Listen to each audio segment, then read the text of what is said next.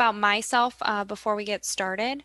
My name is Lindsay O'Brien, and I am the brand manager at Anytime Collect, which is an automated accounts receivable software. Um, and we've been around since 2008, so we've been around for about 10 years now. So we've picked a lot up in the accounts receivable industry on some great tips and tricks and best practices for everybody. So today on our agenda, we have how to get the email in your customer's inbox, how to get your customer to open it, how to get your point across, and how to get the customer to take action. And then at the end, when we have a couple minutes of time, I'll open it up for some Q&A. So we'll get started. The first step is how to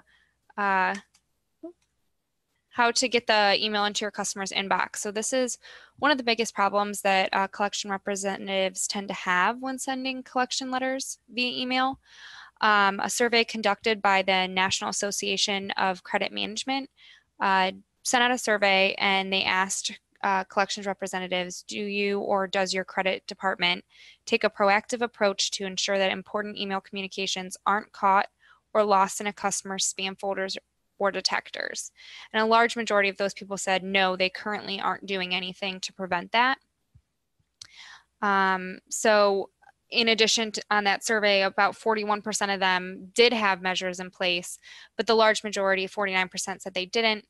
And then 10% didn't even know what their IT department or what their credit department was doing to prevent this type of spam folder thing from happening.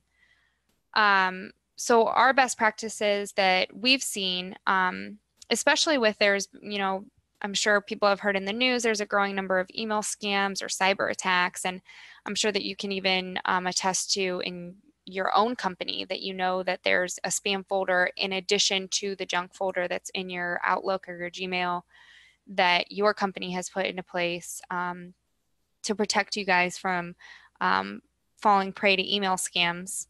And there's probably a ton of times where people have sent you things and you can't find it, and then you have to go open up this different junk folder. So your best practice is to make sure that that's not happening to you when you're sending emails to your customers is avoid using spam filter trigger words. And we're going to go over that a little bit later on what exactly some of those words are, or what words that you can use as a better practice to avoid those spam filters. Also asking your customer to add your email address to their safe senders list and following up with a phone call. So, when you're on that phone call with them, ask them if they've received your email and then have them add your domain name into their safe senders list.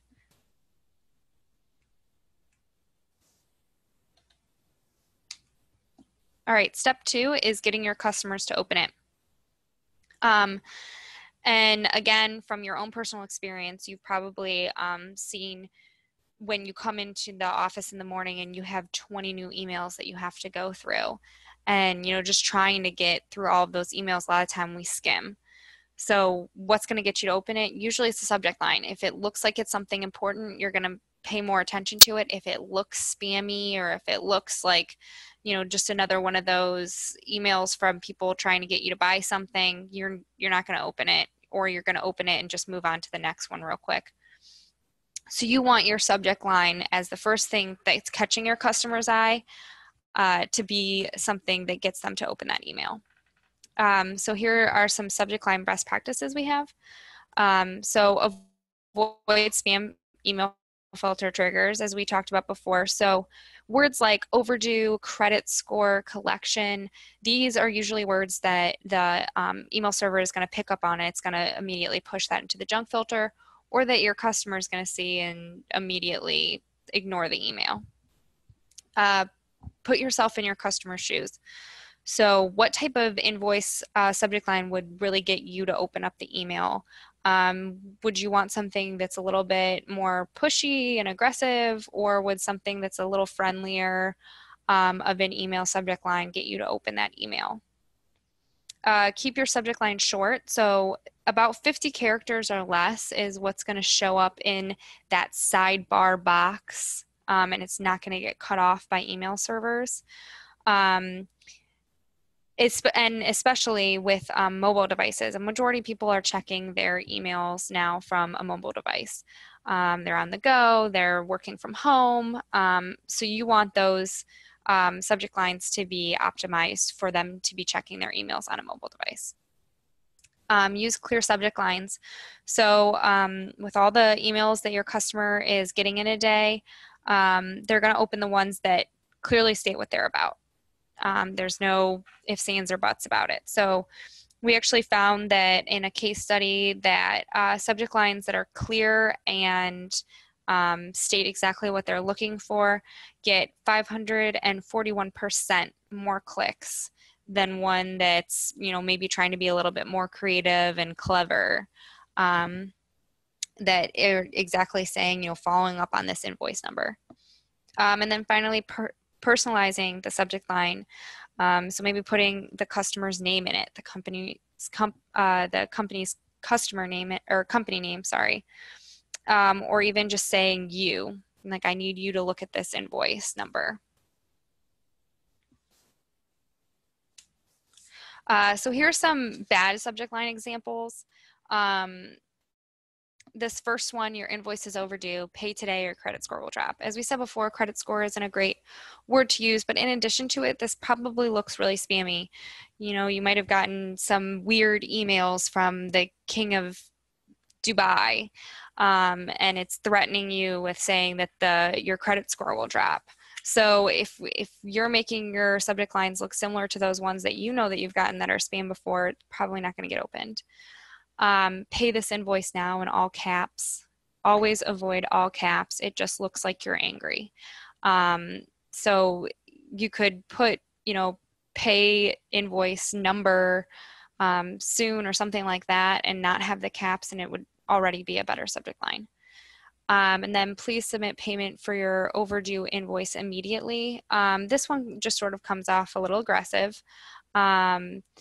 Maybe if you're further down the road with this customer and it's been, they're 150 days past due, you've tried calling them, you've tried emailing them, but if you're right off the bat sending a subject line like that, it might rub your customer the wrong way.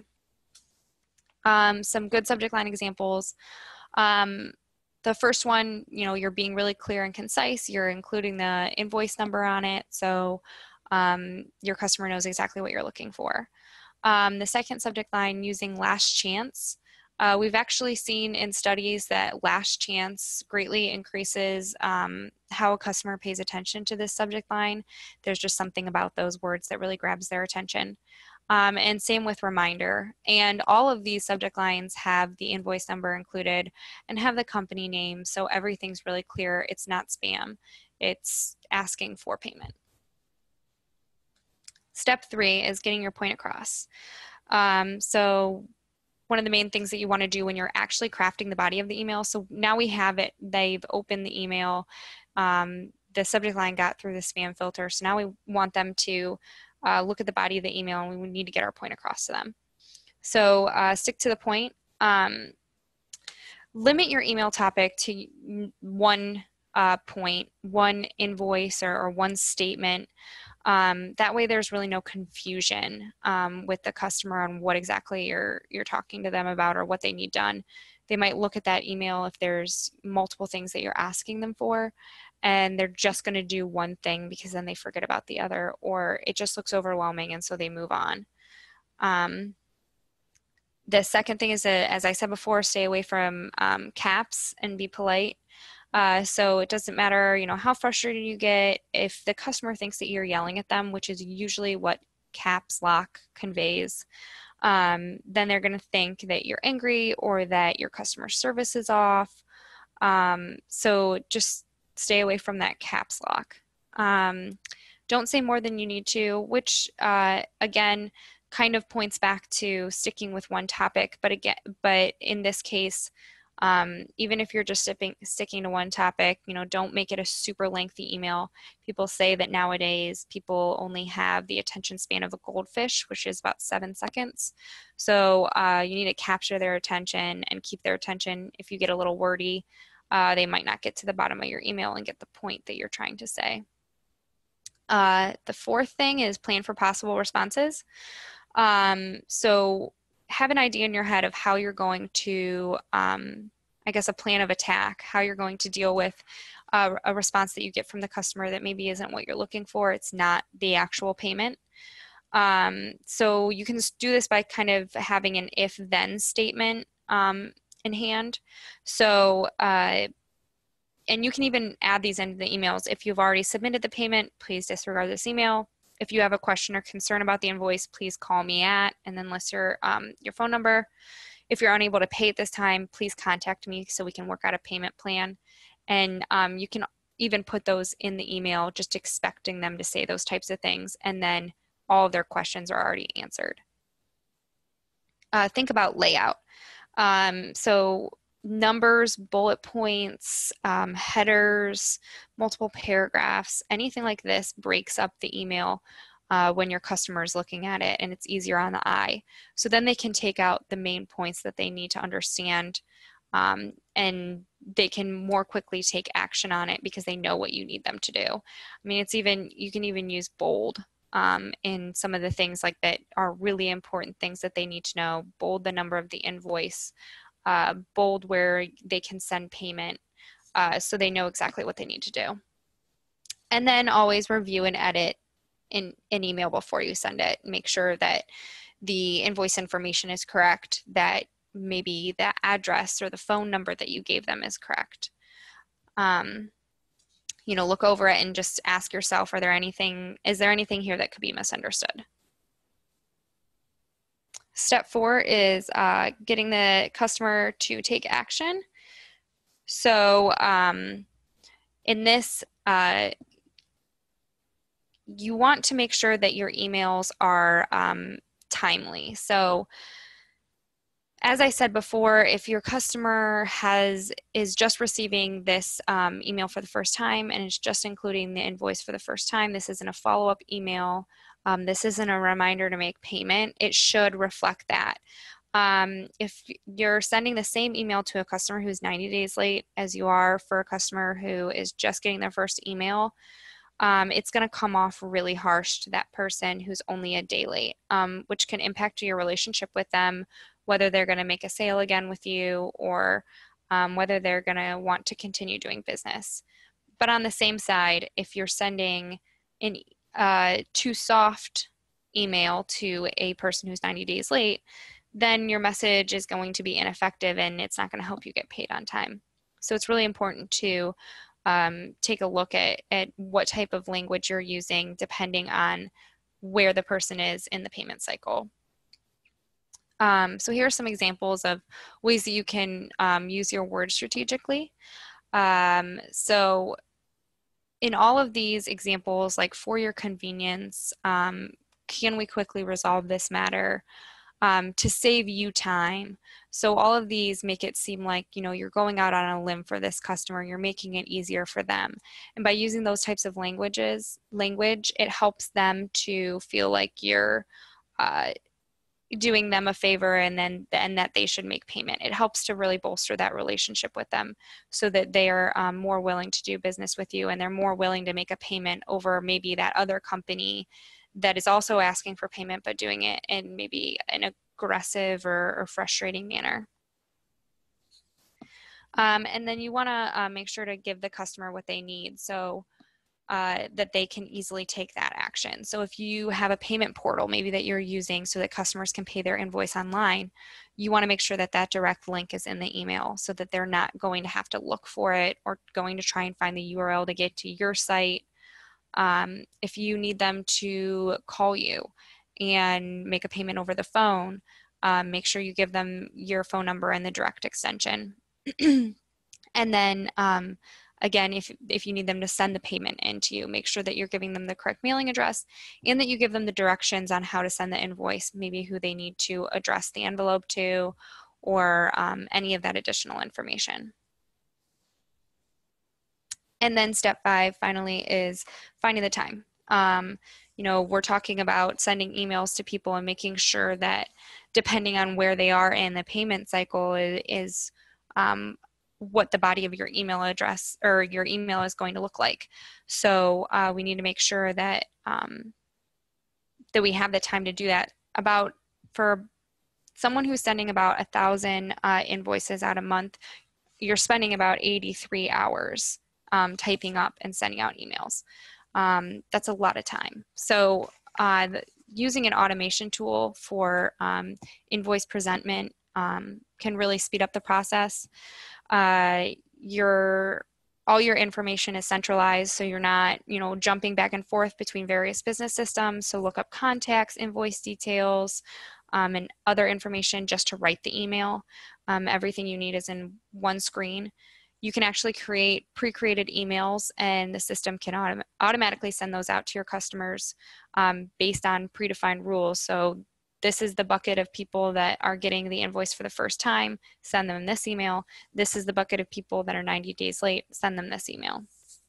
And then you can also track these inbound and outbound communications. So if anybody is out sick or not in the office, everybody knows exactly what that person has received already, what phone calls have been made, and even if you just have forgotten where you were at with that customer because you're dealing with so many, it is really helpful to have automation so that you know what they've already received and what has already been communicated to them.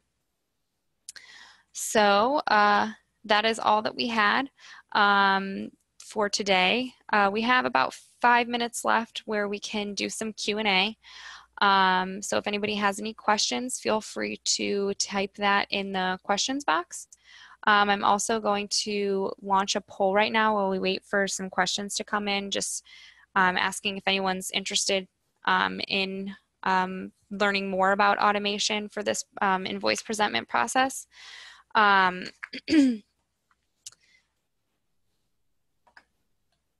We will give it a little bit of time. And then additionally, you can check out our website. We have a ton of great learning material when it comes to crafting emails, learning about using phone call scripts or templates for collection emails so that you don't even have to create those.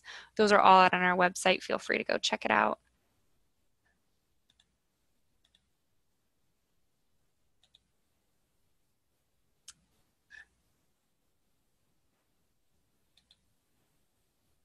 Okay, I did get one question, and it's asking about integrations. We do integrate with a lot of different ERP systems. Some of the more popular ones like QuickBooks, Sage Intacct, Epicor, all of the Sage products really, and those are all out on our website. But pretty much anything that you can pull data from, we can integrate Anytime Collect with. So. Got another question. What is the most effective subject line to collect? Based on some of the research that we've done, where we included the words last chance in the subject line, that seemed to get the best response rate, and some of the research that I've done from a marketing standpoint as well, because we actually have a really great white paper out on our website, and it's called Marketing Tactics to Improve Collection Effectiveness, because marketers have done a lot of research on emails and how you can best get customers to open emails. The words last chance have really made a difference in whether people open those emails or not.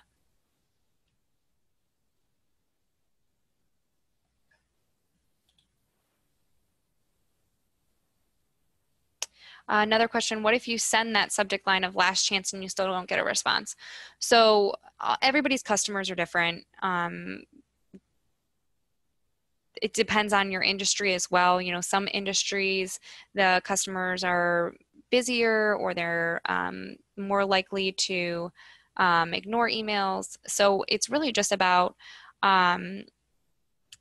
what you test out. I mean, you have to test things out to see what works for you, and find out what your customers are interested in. So maybe you send this week a subject line that says last chance, and then the next week you send something different and compare your results. Find out how many people pay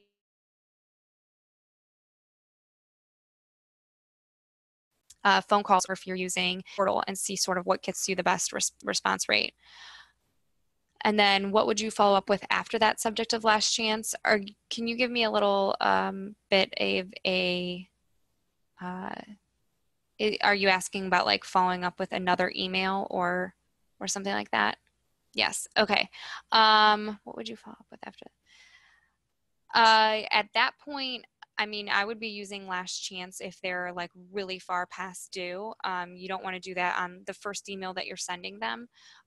So after last chance, I would start looking into following up with phone calls instead of doing emails instead. That's when I think it's best to, start dealing with them on the phone. We have, what if the invoice is over 90 days and it is a pay when paid customer? How to proceed to collect?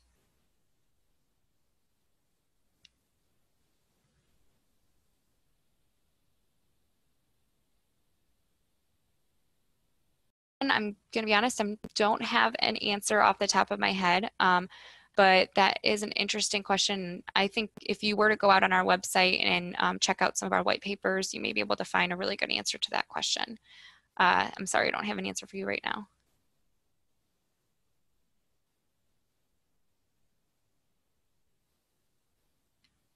Do we have any other questions? We're a little bit over time now, so if we don't have any other questions, I'll let everybody go, but thanks for joining us today. We do this every month. We have a short coffee break, 20-minute webinar that goes over a different educational topic that can give you a lot of tips and tricks for accounts receivable. So make sure you go check out our website and sign up for the one that's going to be happening next month. Thanks, everybody.